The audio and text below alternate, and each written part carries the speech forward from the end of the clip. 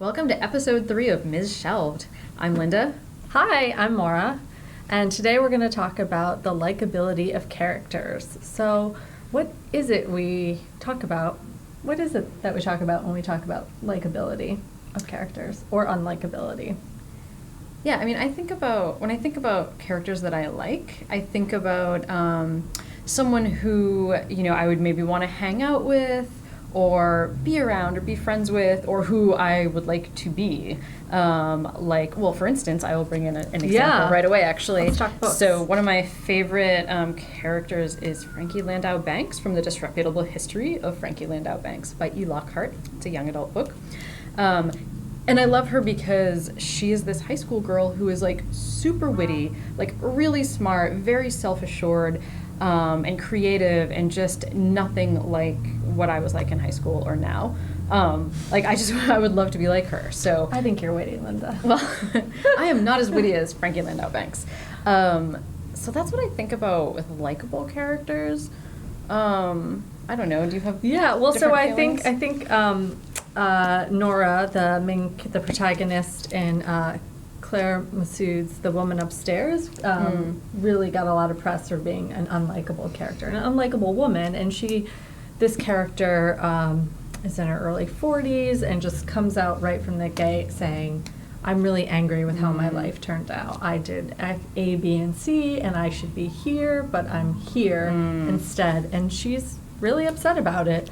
And she's not the easiest person to, I think, get along with. I don't know if I'd want to, I don't know if we could be friends, but I did find her to be pretty sympathetic and relatable, and I think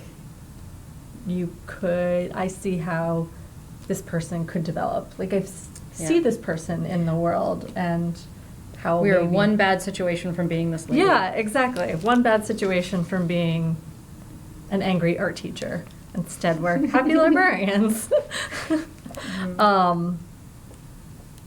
Yeah, but I think the author does a good job of sort of maybe developing her character over time and arc, and with her situations. I don't know if she grows at all. I think she's still pretty bruised at the end, and maybe doesn't have resiliency, which would draw you into an unlikable character in their journey. Well, speaking of unlikable characters that you can sympathize with, so I would say the protagonist of Gillian Flynn's Dark Places kind of falls into that category, because this is a person who I would not really want to hang out with or be with. She's very standoffish.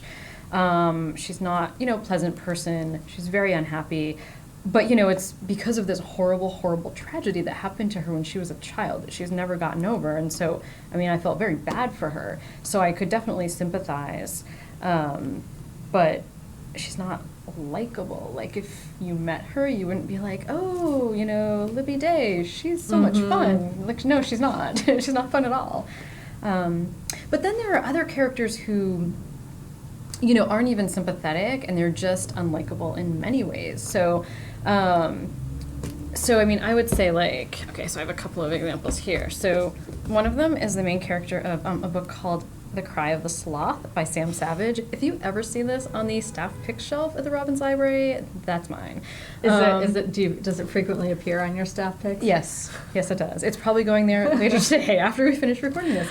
And we'll have links to all the books in a blog post. Yeah, Sam Savage, catalog. Totally underrated writer, but it's about this guy who's basically falling apart, and he's he's a landlord, and this is all told through his collective writings, and some of it is actual writing that he's trying to be a writer, and some of it is memos to his tenants and just crazy things, and he's in this downward spiral, and he's it's not there's nothing about him that's really sympathetic. You wouldn't want to be around him. He's really not nice, but it's just the way that he's written about, it's just this is a really funny book. It's darkly funny, but it's just the way that his story is presented is just hilarious and great. And another example of that is The Hottest Dishes of the Tartar Cuisine by Alina Bronsky.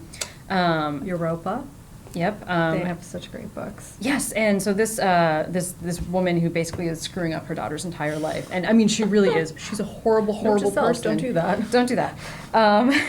She's horrible, but again, it's just like her story is told so well that, I mean, you kind of enjoy it. Like, I mean, it's like, I mean, it's a, you know, it's a train wreck. What draws you in? Is it like the scenes, or just like her? Does she keep repeating her same mistakes? Like you say, okay, she's gonna get it this time, and there's sort of that like. Almost like sick joy of like it's happening again. Yeah, I mean, I think there's a little bit of that, and it's, you know, if you ever read anything, so she's Russian, and they just have like a particular type of dark humor that they do really well, and it's very. Yeah, it's really hard to say what about it is appealing, and I'm sure that for some people this would not be their thing. Okay. But for me it was, and it was. I mean, this is the sort of thing that I'm like, oh wow, this is awful, but you know, it's fiction. It's okay. You know, so I can enjoy it's like not real life. And it's just, you know, her views on things were just so like, as she was screwing up her daughter's life, like her rationalization for everything was just ridiculous. And you're like, how can you even think that, lady? You're crazy. But it was very enjoyable to watch it happen. Cool. So I think we're maybe out of time for today. We will have a blog post with links to these books so you can read them and also tell us about your own experience with likable and unlikable characters. Like, who is the most unlikable person you've read in a book? So please tell us in our comments. Our next episode is going to come out in July, and it'll be about our progress of our reading challenges. And we just want to plug Summer Reading is kicking off on June 18th for adults, children, and teens. YA. Well, yeah, YA, the 3 age groups. So you can find information about that on our blog and our website, or at Robbins or Fox. And bye for now. until then.